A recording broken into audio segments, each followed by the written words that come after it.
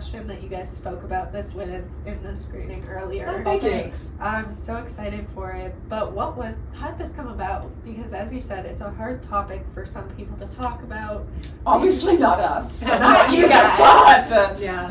But were you just like sitting down, you were like, I need to make this? What was the process? It was Jen really that came up with that. Yeah, like we knew we wanted to do something together. And when it started to happen to me, I didn't know anything about it. I was so unprepared for it. And I was just like, some of the things I was doing were like ridiculous. And then I'm like that nerd who's like, I am Dr. Google. Like if you're like, oh, I have a thing, I'm like, oh, let me just see it. Oh, I can tell I you. had allergies the other day. Yeah. Google was great. Right. Yeah. And so don't Google menopause. You will just instantly want to die.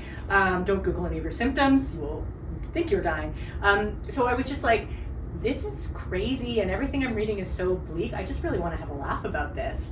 And I think that I have never seen this. It was exciting and dangerous territory. So I started talking to Mary about it and she was like, yes, let's do that. And then it kind of progressed from there. We always wanted to do an office comedy, so the marriage of the two things came together. But yeah, it started with a back and forth of like, I'm feeling crazy. This might be funny. Fair enough.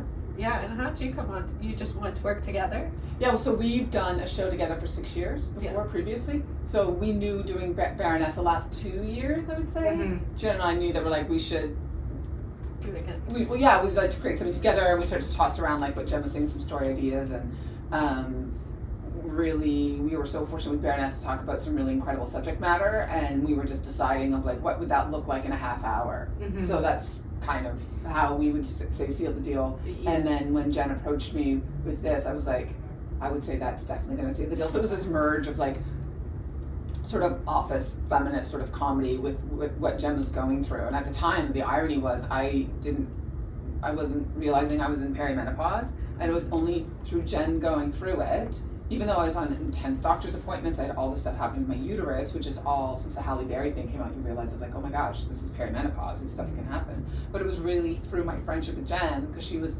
a few years out from me and experiencing it, that I was like, oh my God, this is what's happening. And so it all came together. And I think we have a similar taste for danger. We're very different people, but I think both of us are like, if someone says don't talk about it, we're like, all right. I mean, when you start your upfronts by saying, can we swear? Yeah, we were all giggling about that, so it's great. But tricky question, if you could cast one of your previous characters on your previous show to be a part of this show. Oh, like that we've played? Yeah. That you played or that you worked with to be a part of this, who would you choose and why? Oh my God, this gets dangerous because obviously we're in the casting process now. So if we come out and say this and then they don't, so one of our characters or one of the people in whichever you want. Oh, okay. Basically, if I could cast everyone we've ever worked with in Baroness, I would. They would get that experience for me. And I was new back to Canada. I was in England for a long time, and it was really through like Jennifer Whalen, Aurora Brown, and Carolyn Taylor. I was introduced to the incredible talent in the comedy scene, and the writers around here it's beyond. So I would say absolutely every freaking one of them. Yeah, all of them. Get the band back together. If it was like a character that I've played on the show that I would love to actually be in the show. I know, that's fun. Which one? Well, Starbucks Denver. I would love to see what Starbucks Denver has to say about menopause, because she has like the highest self-esteem. Her self-esteem is bulletproof. So I'm like, and this is a time of taking major hits to your self-esteem. So I don't even know what she'd say, but it'd be entertaining. I think I would be a character played called Jam Brought Snacks. Oh yes, yes. And I think the dry shampoo lady. Oh yeah. I feel like both of those women were going through a lot, like just a lot. And I feel like they would be that if we pumped the show to the right level, that they could probably have something to say. Yeah. Okay. Actually, I think my character in our Mad Max sketch, I just like to see how she deals with it, because I feel like she deals with it better than anyone. I think she would. I think that she has to come back. Yeah. Maybe we can get like a cameo in there somewhere. Yeah, for sure. That's a good idea. Thank you for having us write the show. Yes, please come and join us. This is great ideas. I'll help out. Okay. Great. I'm free whenever. Excellent. But what has been the most challenging part of it? Obviously talking about it, but what have you guys kind of figured out about yourselves when creating this? That's interesting.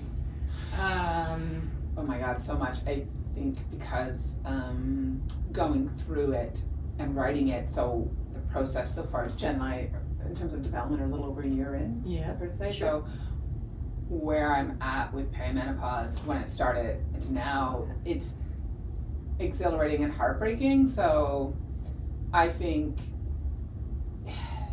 I mean, many people write what they know, but I think writing about such a fresh, vulnerable experience, like in an office workplace, while you're going through it in an office, writing with other people, has been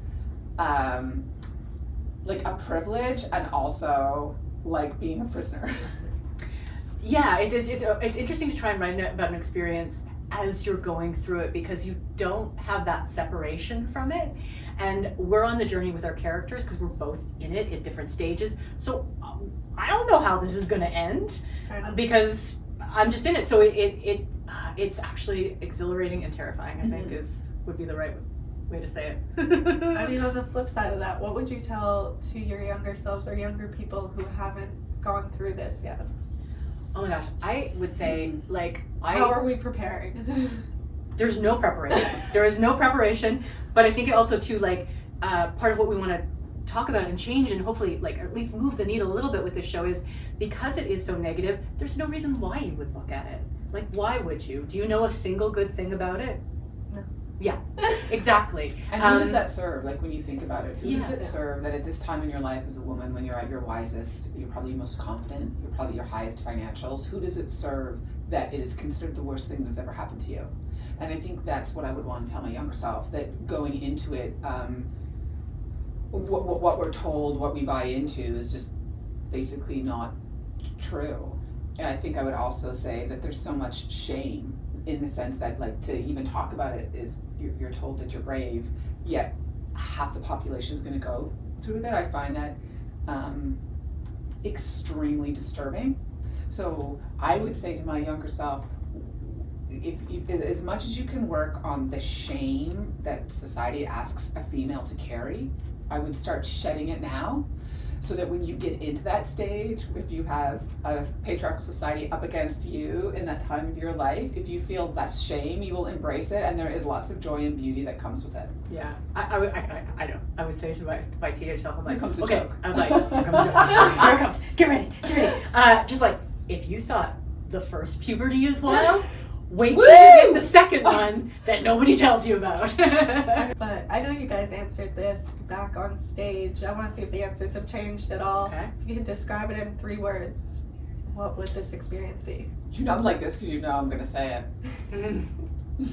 I would say the same 3 words I probably said on stage. And what were those? Intense, bloody, and horny. And then Jen so kindly followed up. Oh, I was describing the show, not my personal experience, which I was said, funny, heartfelt, and hopefully bingeable, but which is not how I would talk about my menopause. Oh wait, are you asking us what would describe the show or describe our menopause? Whichever you want. Oh, that's how I would describe how many. Sorry, menopause. I feel like yours works for both. Yeah, but I was like, yeah, mine doesn't I'd work. say the same. I'd say the same. Joyful. What did you say? Joyful, bingeable. Yeah, I love that your menopause journey personally is bingeable. Yeah, it's bingeable. I wish. Could I get it over with in like a weekend on the couch? That would be amazing. If I could. I feel like it's bingeable for the people in your life. I feel like they'd like for me to get over it on the weekend on my couch. Yeah, I don't know. 3 words. I would say it has been transformational, terrifying. But also hilarious. Yeah, I've done some crazy shit. Yeah. Well, congratulations on everything again, and I can't wait to watch this as a whole. Oh, thank you. Thank you so much. It was lovely to meet you. Yes.